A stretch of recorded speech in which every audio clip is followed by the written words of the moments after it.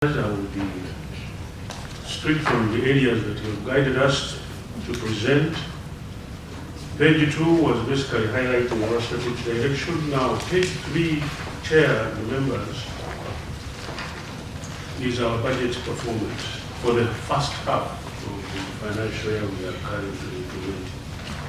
Our approved budget for this financial year is 13.856 billion. That is what was appropriated to us. Under the budget categories of wage, our total wage is 3.75 billion, Chair.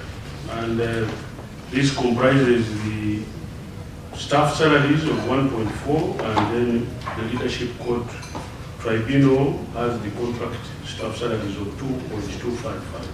So that contributes to a total of 3.75.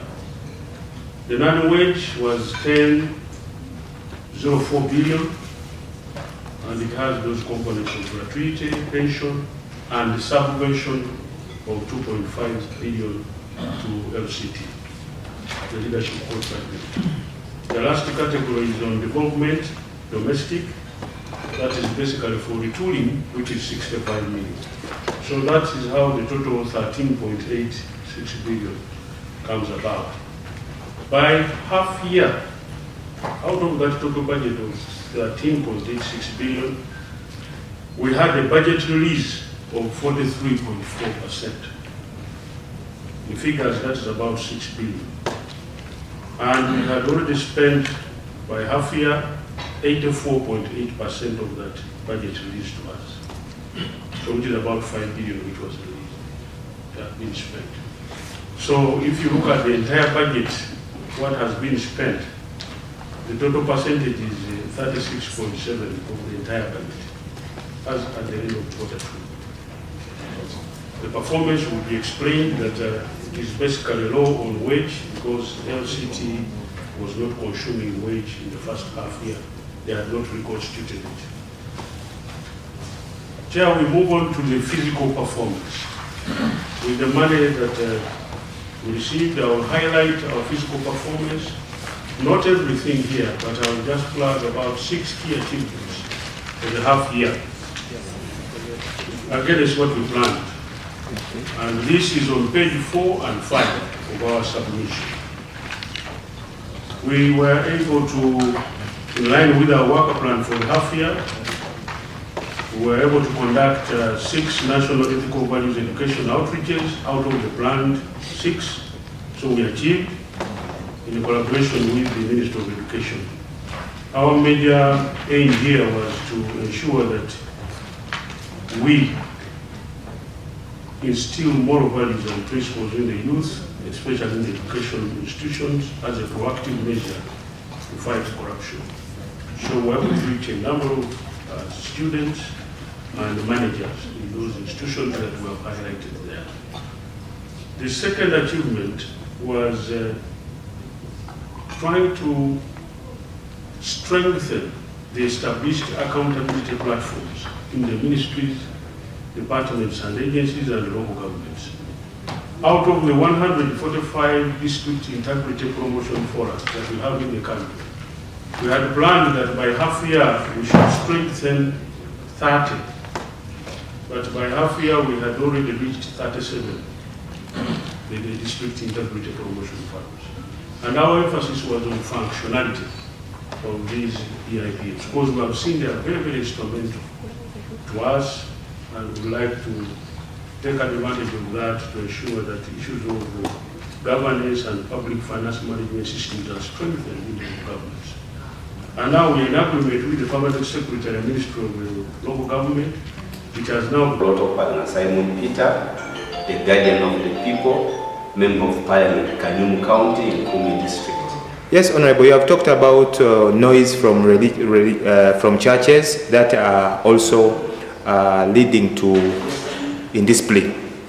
As the Directorate is appearing before the committee, yes, it should also cater for your... They have to address the issue, number 1, of integrity in religious institutions. The religious institutions are meant to be the shepherds of their congregants. The they are supposed to be the ones giving, not the other way around. Then number two, the issue of noise pollution. These people are making too much noise in the name of prayer. At least I may have some sympathy and I may forgive the mosques. The mosques only call you early morning. At least they help you wake up to go to work, so that you can later bring to the church. But these people, our Christian brothers, they make too much noise from Monday to Monday, and they do it throughout the night. Why don't they pray during the day? Why don't they want to pray in darkness? It's certain they say it's dark. Could it be that they are part of this system of darkness, that they only want to wait for darkness to go and pray? Why don't they pray during the day? And why do they want people to pray every day? What time do they have, or when do they go to work if they are praying on a daily basis? These are some of the things we want the Integrity, Ethics and Integrity Directorate to address. The lack of integrity within religious institutions, because they are the sole persons and entities mandated to bring and ensure integrity and morality. But if immorality is going up, integrity is lacking in society, then you know there is a problem. These people are not doing what they are supposed to do. And already we have passed judgment on them. They have not done what they are supposed to do. If these things are going up, immorality, criminality, and all sorts of evil, what are they? Can they justify their existence? Honorable, you are supporting their budget proposal. I do support. But there is a lot to be done. There is a lot to be done because they are struggling with a smaller amount of money. Okay. Yes. And besides, like I told you in my presentation, they also fear to speak to people who have color. But me as the guardian, I speak because I am the guardian. You know, the ethics. Especially, we all well know, like I'm seeing the areas that are being presented to us. Whenever you have a debt, sometimes brains even fail to work. So you see the scary faces, especially when the Undersecretary was presenting. He really almost shed a tear. I would request that we look into this. But even then, our beloved team, we are really part of you in this struggle. But when you don't up your game, it also gives us that point of relaxation. A lot is ongoing, especially with the moral decays in the country. I was sharing it with about 4 or 5 days ago. My phone and my email and everything was hacked into. And somehow, somewhere, they crippled my WhatsApp. My number was blocked, and instead it is them who started using it to call around. Over 15 people have fallen victims within those 4 days. Many people have lost their monies. And now we fought so hard, and I recovered the email. But now they have captured my profile photo. They are now using it to call people directly. Several of them. And I believe one of you could have also fallen a victim in that manner. These are issues that are coming in, but we relax on them. We keep watching and think and assume that all is well. I want also to request that as we struggle, as we fight hard to give you this money, may you also kindly triple your effort. Let us have that feel that ethics and integrity is on with this fight, so that we can combine effort and see how to make activities move. I thank you, Honorable Chair. For everybody. For us, we touch every part of this country, but every human being is, because when there are issues of morals, if there are issues of integrity, like we have noted, that even the achievement of the tenfold growth may not be good. We are seeing many things happening because there is moral decay in the country. We are also in charge of religious affairs. We are the home for religious affairs in this country.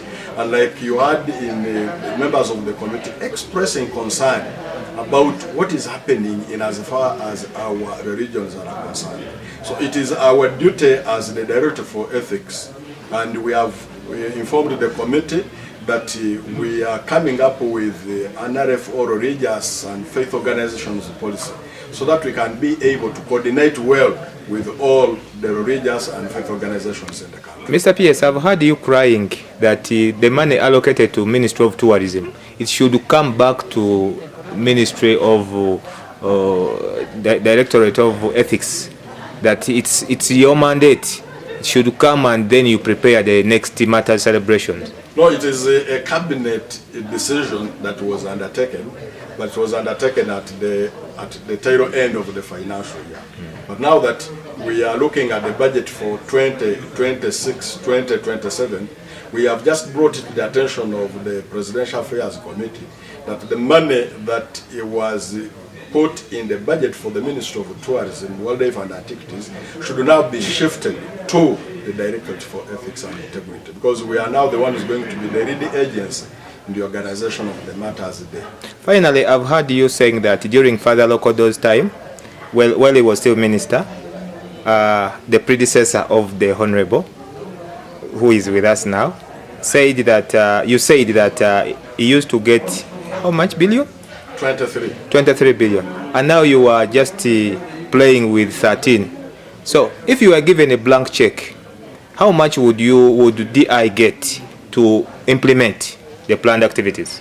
Well, we have brought the attention of government through various fora that if we can be reinstated to that level of the 23 billion shillings, the Directorate can be able to do some work in the rebuilding of ethics and integrity, but also coordinating the fight against corruption and moral decadence. So let us be reinstated to that level. We can be able to achieve that.